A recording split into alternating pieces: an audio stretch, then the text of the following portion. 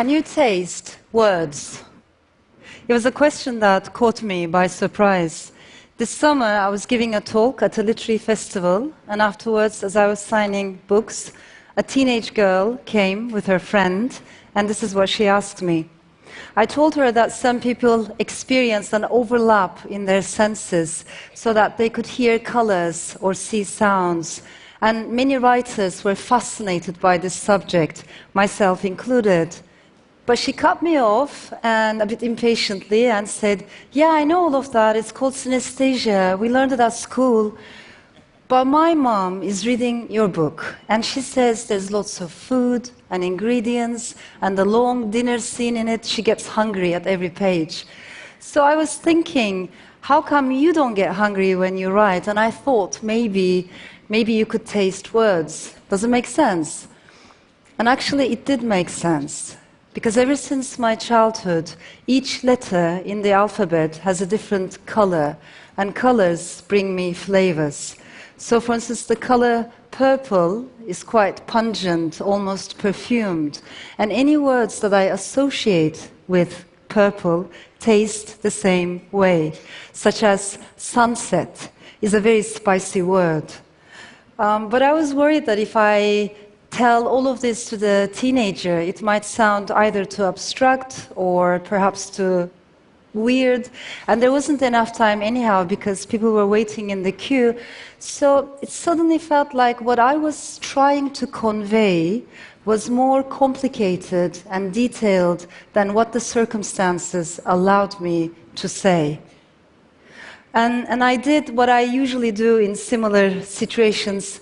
I stammered, I shut down, and I stopped talking. I stopped talking because the truth was complicated, even though I knew deep within that one should never, ever remain silent for fear of complexity. So I want to start my talk today with the answer that I was not able to give on that day. Yes, I can taste words. Sometimes, that is, not always.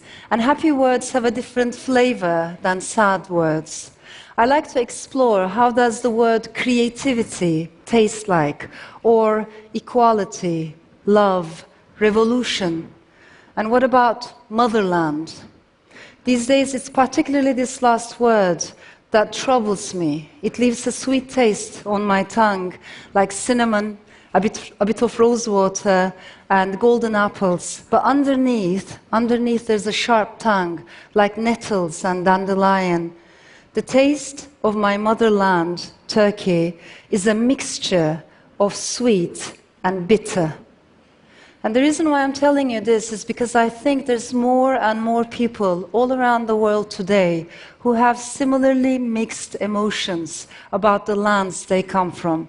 We love our native countries, yeah? How can we not? We feel attached to the people, the culture, the land, the food, and yet at the same time we feel increasingly frustrated by its politics and politicians, sometimes to the point of despair or hurt or anger. I want to talk about emotions and the need to boost our emotional intelligence. I think it's a pity that mainstream political theory pays very little attention to emotions. Oftentimes, analysts and experts are so busy with data and metrics that they seem to forget those things in life that are difficult to measure and perhaps impossible to cluster under statistical models. But I think this is a mistake for two main reasons. Firstly, because we are emotional beings. As human beings, I think we all are like that. But secondly, and this is new, we have entered a new stage in world history in which collective sentiments guide and misguide politics more than ever before. And through social media and social networking, these sentiments are further amplified, polarized, and they travel around the world quite fast. Ours is the age of anxiety, anger, distrust, resentment, and I think lots of fear. But here's the thing, even though there's plenty of research about economic factors, there's relatively few studies about emotional factors. Why is it that we underestimate feelings and perceptions? I think it's going to be one of our biggest intellectual challenges, because our political systems are replete with emotions. And country after country, we have seen illiberal politicians exploiting these emotions. And yet within the academia and among the intelligentsia, we're yet to take emotions seriously. I think we should. And just like we should focus on economic inequality worldwide, we need to pay more attention to emotional and cognitive gaps worldwide and how to bridge these gaps, because they do matter. Years ago, when I was still living in Istanbul, an American scholar working on women writers in the Middle East came to see me. And at some point in our exchange, she said, I understand why you're a feminist, because, you live in Turkey. And I said to her, I don't understand why you're not a feminist, because, you live in America.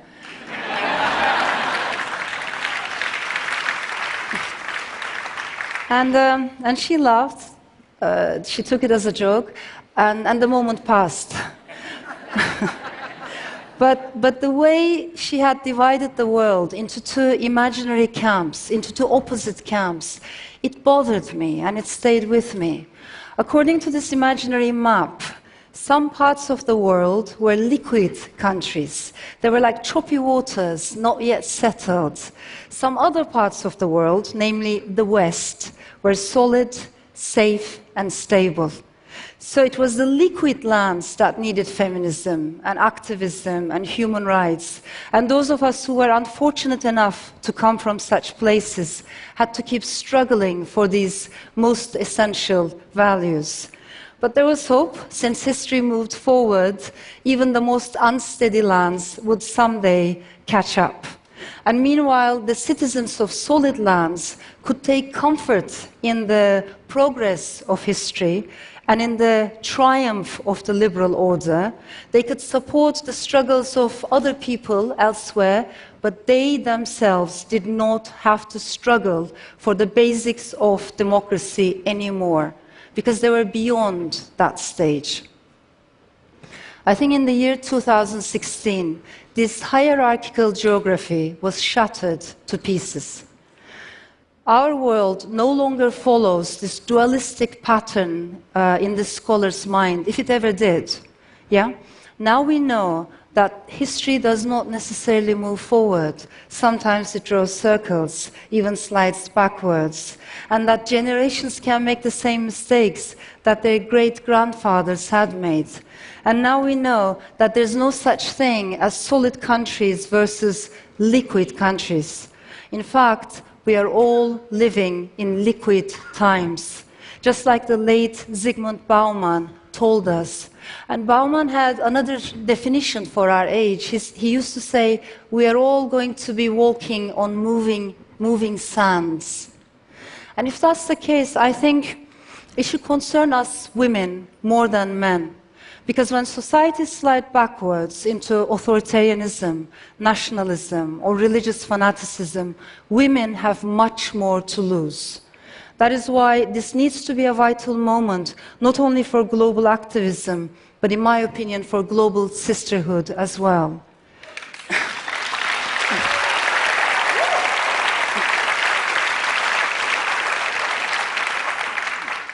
But I want to make a little confession before I go any further. Until recently, whenever I took part in an international conference or festival, I would be usually one of the more depressed speakers. Having seen how our dreams of democracy and how our dreams of coexistence were crushed in Turkey, both gradually, but also with a bewildering speed, over the years I felt quite demoralized. And at these festivals, there would be some other gloomy writers, and they would come from places such as Egypt, Nigeria, Pakistan, Bangladesh, Philippines, China, Venezuela, Russia. And we would smile at each other in sympathy, this camaraderie of the doomed. And you could call us WODWIC, Worried and Depressed Writers International Club. But then things began to change, and suddenly our club became more popular, and we started to have new members. I remember Greek writers and poets joined first, came on board.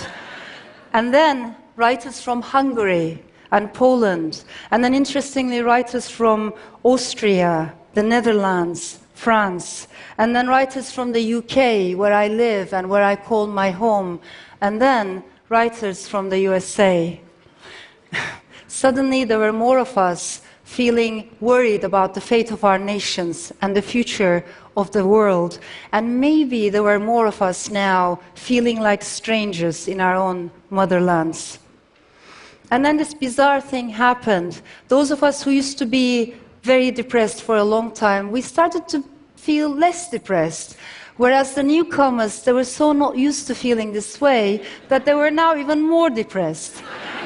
So you could see writers from Bangladesh or Turkey or Egypt trying to console their colleagues from Brexit Britain or from post-election USA. But joking aside, I think our world is full of unprecedented challenges. And this comes with an emotional backlash. Because in the face of high-speed change, many people wish to slow down. And when there's too much unfamiliarity, people long for the familiar. And when things get too confusing, many people crave simplicity. This is a very dangerous crossroads, because it's exactly where the demagogue enters into the picture. The demagogue understands how collective sentiments work and how he, it's usually a he, can benefit from them. He tells us that we all belong in our tribes, and he tells us that we will be safer if we're surrounded by sameness. Demagogues come in all sizes and in all shapes. This could be the eccentric leader of a marginal political party somewhere in Europe, or an Islamist, extremist imam preaching dogma and hatred, or it could be a white supremacist, Nazi-admiring orator somewhere else. All these figures, at first glance, they seem disconnected, but I think they feed each other and they need each other. And all around the world, when we look at how demagogues talk and how they inspire movements, I think they have one unmistakable quality in common. They strongly, strongly dislike plurality. They cannot deal with multiplicity. Adorno used to say, intolerance of ambiguity is the sign of an authoritarian personality. But I ask myself, what if that same sign, that same intolerance of ambiguity, what if it's the mark of our times, of the age we're living in? Because wherever I look, I see nuances withering away.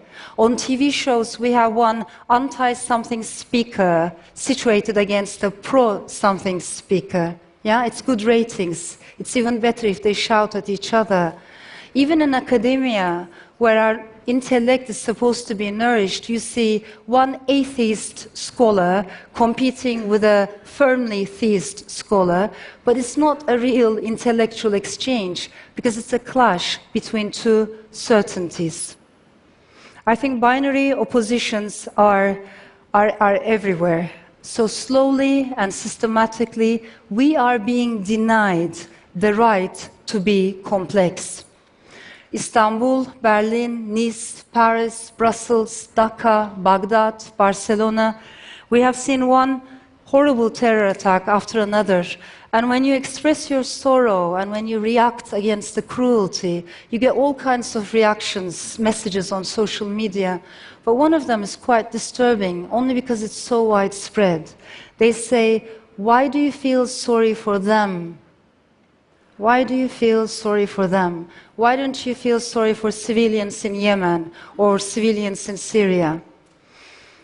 And I think the people who write such messages do not understand that we can feel sorry for and stand in solidarity with victims of terrorism and violence in the Middle East, in Europe, in Asia, in America, wherever, everywhere, equally and simultaneously.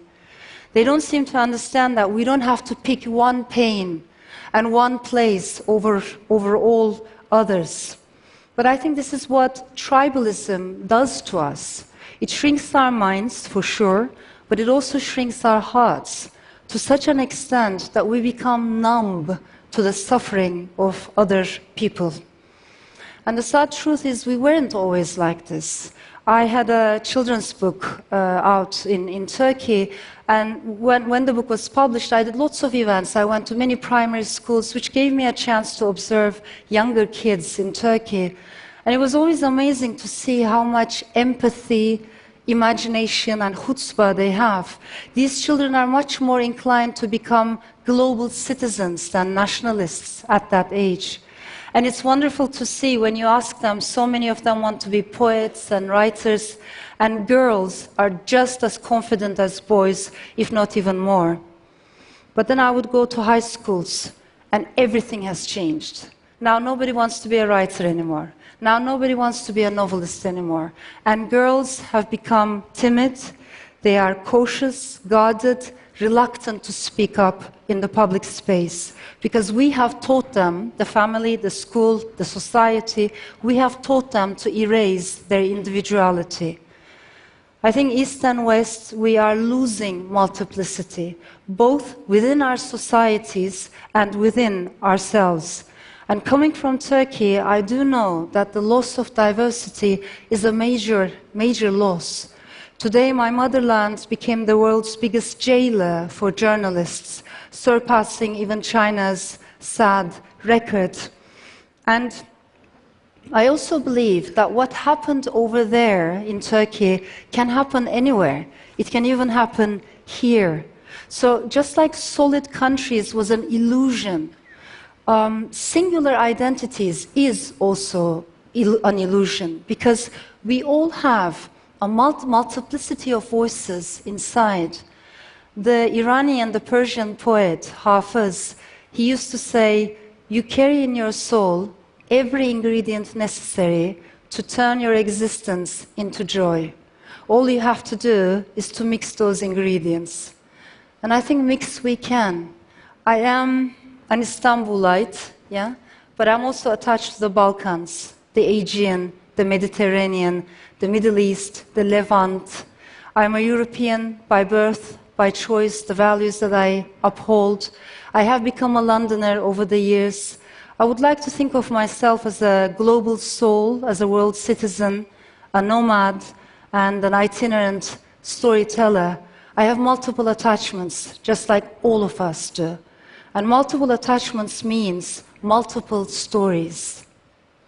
As writers, we always chase stories, of course, but I think we're also interested in silences, the things we cannot talk about, political taboos, cultural taboos. We're also interested in our own silences. I have always been very vocal about and written extensively about minority rights, women's rights, LGBT rights. But as I was thinking about this TED Talk, I realized one thing. I have never had the courage to say in a public space that I was bisexual myself, because I so feared the slander and the stigma and the ridicule and the hatred that was sure to follow. But of course, one should never, ever remain silent for fear of complexity.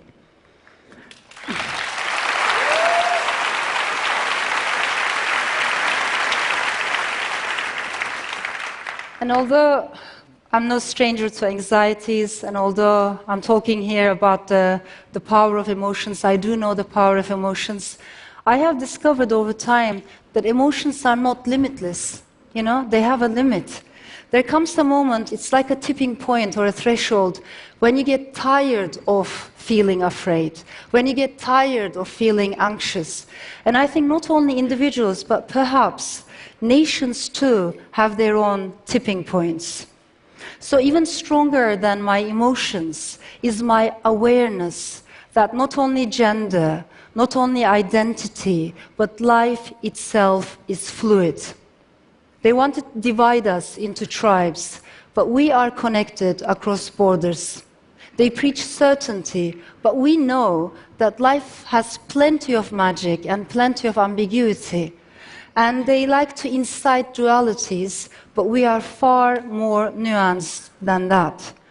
So what can we do? I think we need to go back to the basics, back to the colors of the alphabet. The Lebanese poet Khalil Gibran used to say, I learned silence from the talkative, and tolerance from the intolerant, and kindness from the unkind. I think it's a great motto for our times. So from populist demagogues, we will learn the indispensability of democracy. And from isolationists, we will learn the need for global solidarity. And from tribalists, we will learn the beauty of cosmopolitanism and the beauty of diversity. As I finish, I want to leave you with one word or one taste. The word yurt in Turkish means motherland, it means homeland. But interestingly, the word also means a tent used by nomadic tribes. And I like that combination because it makes me think homelands do not need to be rooted in one place. Yeah? They can be portable. We can take them with us everywhere.